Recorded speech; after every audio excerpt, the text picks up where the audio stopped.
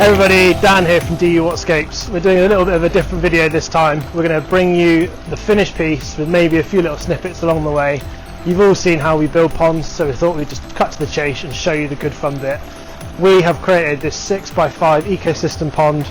Up here we've got a 4-metre stream, down there we've got a 4-metre stream over a bit more of an elevation and even a negative edge. So let me take you on a tour of how we created this piece.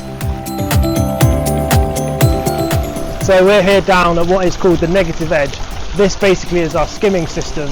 Traditional ponds or traditional aquascape ponds, you'd have the skimmer on the side, whereas in this case we actually created an underground basin below us here, 52 aqua blocks. There's a huge amount of thousands of litres of water in here, which we can access down our vault there. And in essence, the water skimmed off the surface of the pond, comes through these lovely cascading stream sections and deep gnarly pools, into our basin below where we've got a pad that's going to capture all the debris and detritus. Having such a big volume of water like this really helps with thermal stability, as well as keeps it a lot of the water in the darkness. And we can obviously have quite a lot of fun by creating these fun waterfalls that are coming down into the basin. To my right over here we have a boggy pocket where we've got some bog primulas, some xanthodeschia, even a regersey in there, so that's going to be really fluffy and lovely. Loads of little creeping jennies that are going to come down the back, even some behind me here which you may not be able to see. And we've had the opportunity here, because of the gradient of the land, to be able to create these lovely stream sections coming through. So this is where our magic happens. This is the negative edge.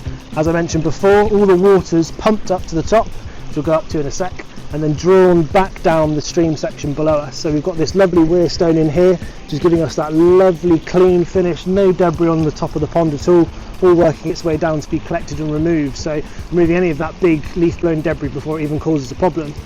And then with our designs, we like to get in and incorporate loads of plants, so we create these like boggy areas or beachy areas where, rather than just bringing another big boulder which then can look really quite messy, areas where naturally the water would have eroded and deposited all the smaller gravels and the silts and that sort of thing, we then have opportunities to get in some fun plants like this and still be right here. Again, just taking inspiration from nature and mimicking that sort of processes on albeit a smaller scale. Let me take you up to the pond. So although we have this incredible slope to work with for our negative edge to go down, we've still created a berm for our waterfalls, which then leads into our pond. And with our pond we have this large expanse of open water with obviously the plants that are going to come up. We've got some lily pockets in there, we've got some ranunculus and things as well, and this really cool piece of wood that comes down into the water, giving us a little dragonfly perch there, which is, I can't wait for the client to drop us an email saying they're really ecstatic when the first dragonfly lands on there. And in fact we have seen them ovipositing already. We've got this deeper bog pocket in here, so we've got some cyperus in here which will come up and fill this space, be a really lovely backdrop once the wildflower turf goes onto this space, and a few other little plants in and amongst this space. And into this space here we've got this bog iris. Again, it will grow to about sort of 70 centimetres tall, has a really lovely purple flower, and then this really nice interesting variegated foliage.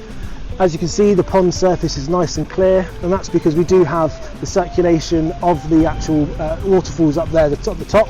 We also do have some circulation jets in, one on that bank and one on this bank, just pushing the water along around the side, jets around the sides, which then gives us that lovely oxygen rich, pure clean water going back down to the system.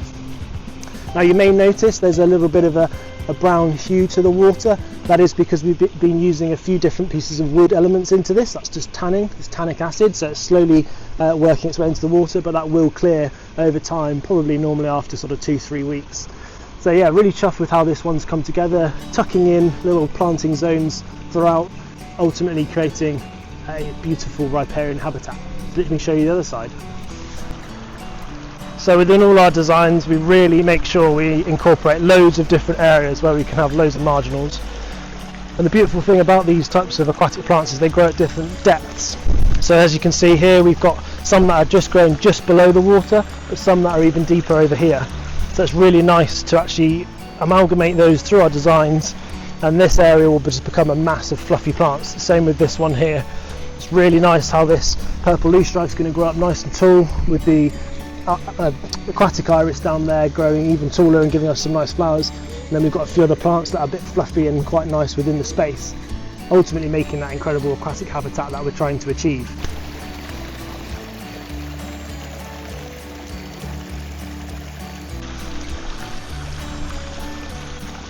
So you can see just below here where Chris is filming, this is a water skater, and actually this species, I think there's something like 28 different species that are found in Britain.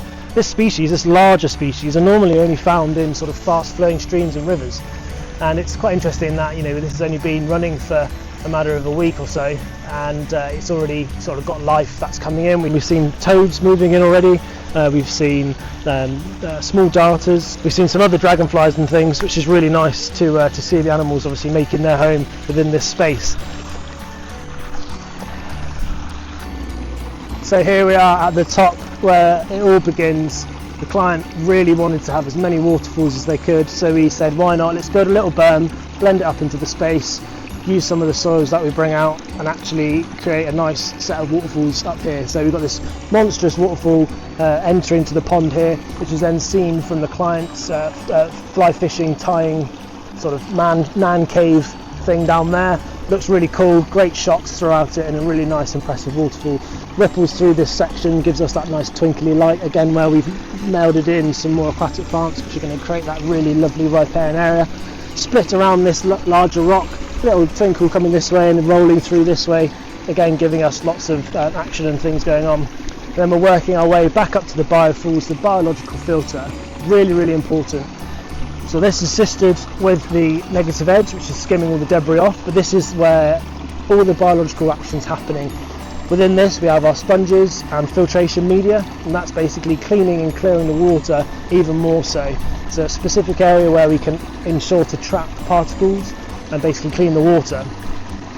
As much as we've got rocks and gravel and everything else around us, which are providing a huge home for beneficial bacteria, this just gives us that extra little bit more to ensure this water feature is supreme. The key to when building a waterfall, especially of this size and this scope, is we want to blend out the berm. So that's the area where we build up of the waterfall so it can start and then start its journey round. So what we want to do is just make sure we either terrace out and we have some nice level areas around us, and we can use then some rockwork strategically placed throughout to then really blend and mellow it out as if it was always here.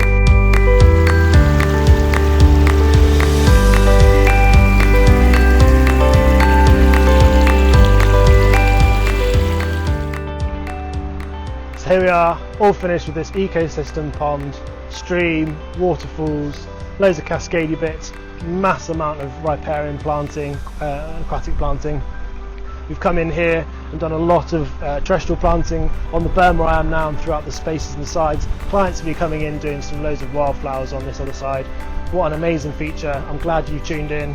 Hit like, comment, subscribe, and we'll see you guys on the next one.